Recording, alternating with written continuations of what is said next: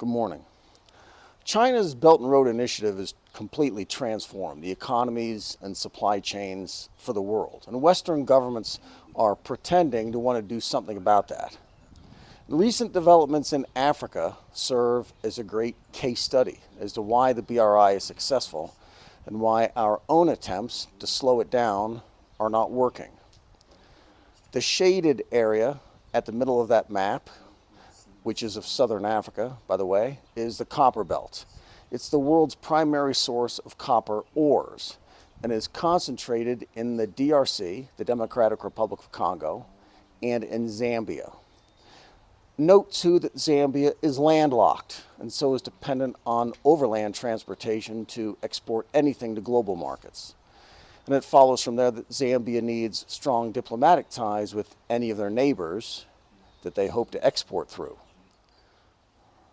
The Lobito Development Corridor is the westbound train from copper mines in the DRC to Lobito, a port on the Atlantic Ocean. There is a recent proposal to add another route which will benefit miners in Zambia. Going the other way is a railway line that already runs from Zambia eastbound to Dar es Salaam. The Tazara railway line was built decades ago and urgently needs to be upgraded if it's to carry heavy cargoes like copper ores. So that's a summary of where things stand now, and we have two pieces from 2024 which explain plans for that railway expansion into Zambia for access to Western markets. The entire motivation is to counter China, which has enormous economic influence in Africa. In 2009, China became Africa's biggest trade partner.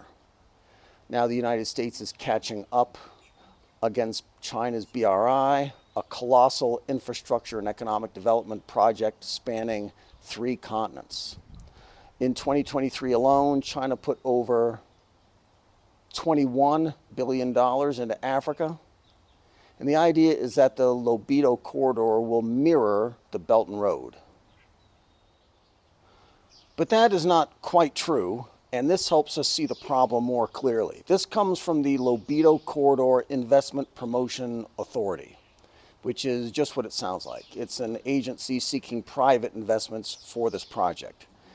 It's a US and EU project and a partnership with 3 countries, Angola, the DRC, and Zambia. Then comes the African Finance Corporation and the African Development Bank, and then some more from the PGII, which collects and manages the money, almost $1 billion so far. From the United States, the Development Finance Corporation is doing due diligence for $250 million. And the EU has pledged $1 billion to African infrastructure, which includes this project, but doesn't say how much. So this structure is already unwieldy and wobbly and subject to whatever political winds are blowing in those 3 African countries, and also in the European Union, and in the United States, who is now under new management with the Trump administration. It gets more complicated as the entire financing for the project from the operations side is based on high freight volumes from companies with proportional ownership, and then again through their subsidiaries. The companies there are already frustrated with transportation out of the DRC because of truck driver strikes and illegal road tolls, and so they love the idea of a railroad that might avoid those things.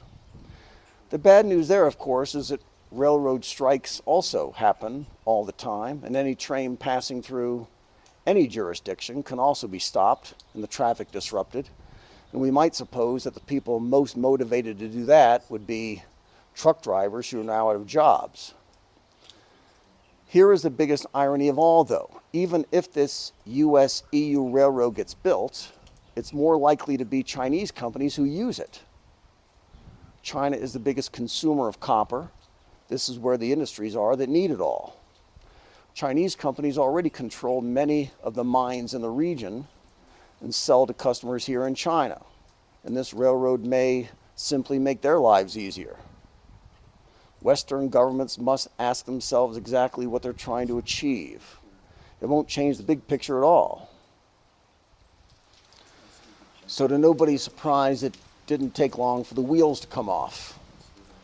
This piece is from November 2024, beating BRI at its own game, with $3 billion invested in a group of projects.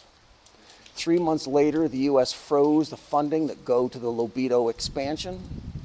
The money budgeted for feasibility and engineering studies was blocked. The EU says they're still in, but the new administration is unpredictable. And nobody can say for sure what the policy is on critical minerals.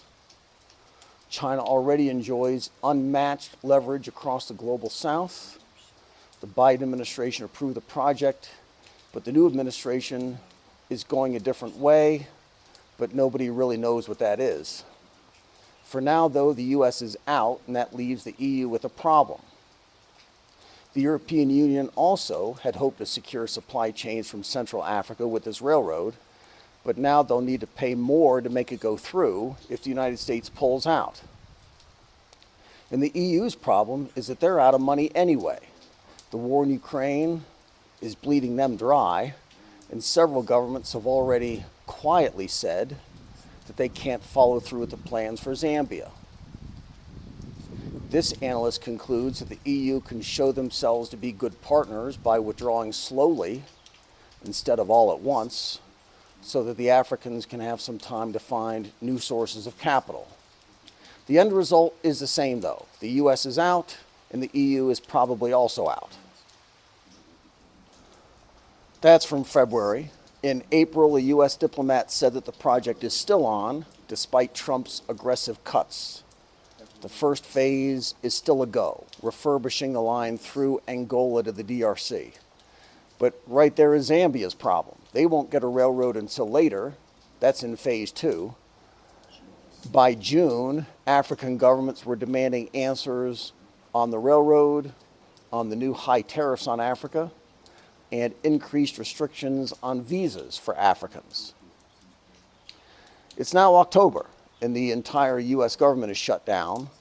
The first day of that, the Trump administration froze billions of dollars that were going to upgrade New York City's subway system. Everybody already knows that California's high-speed rail project is dead, at least from the point of view of the administration. To Zambia, all that adds up to the realization that a westbound train isn't going to happen. Going east is the only way. Zambia can be key in securing China's access to copper, and by doing that, Zambia's economic future is assured. Chinese mining companies are already very active in country. They just need a better railroad. Mr. Chabala was chairman of Zambia Railways, and he knows what's coming next. China will build the railroad, get the concession to run it, and the West won't be getting any copper from Zambia. Doesn't matter if the Lobito corridor happens or not. It's already too late. China has already integrated mining and logistics in Africa. So Zambia needs an upgrade and an expansion to the line that's already there, heading east, and China will build it. A $1.4 billion upgrade to the Tazara Line, which again runs from Tanzania to Zambia. Besides the miners, the project will mean more export markets for farmers and merchants. This one goes deeper. It's important for China as well, and for this one company, the Civil Engineering Construction Corp. This, by the way, is a feature that we hear often, that China is a one-stop shop for infrastructure. Negotiations take a long time, but once they're done, the financing, the engineering, the management expertise, the raw materials, it all comes in. The Chinese firm here gets a 30-year concession under this business model, which the analysts called refurbish, operate, transfer. There are no loans involved. The company builds the rail line and operates it until it gets its investment back, then turns it over to local authorities. Copper is a critical mineral, and the investment is a no-brainer, according to him. Chinese firms get control over a key transport route for copper and cobalt. Since a Chinese company is managing the railroad, it is assured markets and revenues. Lobito, if and when it ever gets finished, is like a single thread in the carpet. China is knitting the whole carpet. And since Tazara now looks like a done deal, the economics of Lobito make no sense for anybody. This is Wulingyuan in Hunan. Be good.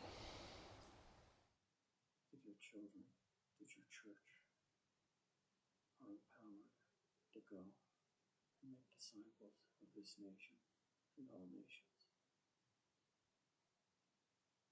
Thank you for sending your Son, Jesus, to die for us and to live for us. We bind up the evil spirits of Islam, of Hinduism, of atheism. We call your spirit